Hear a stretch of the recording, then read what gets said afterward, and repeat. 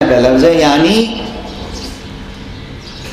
رشد کا اور غی کا، نیکی کا اور بدی کا راستہ نمایاں ہو گیا ہے۔ سبحان اللہ، سبحان اللہ، سبحان اللہ، سبحان اللہ۔ اس کے معنی یہ ہے کہ بات مرحلوں میں ارتقاء کے مدارج پا رہی ہے، کبھی ہم نمایاں کرتے ہیں، کبھی خود نمایاں ہوتی ہے۔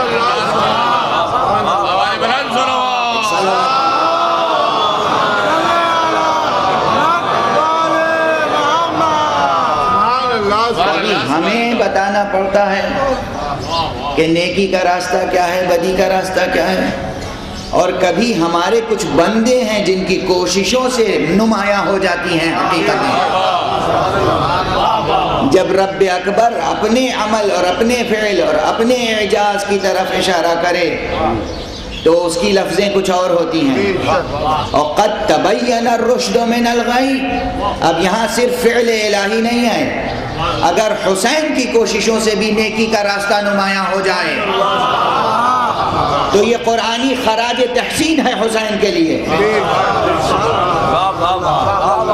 اور ایک فرد حسین میں منحصر نہیں ہے، جس کی کوششوں سے بھی نیکی اور بدی نمایاں ہو جائے اسے قرآن خراج عقیدت پیش کر رہا ہے۔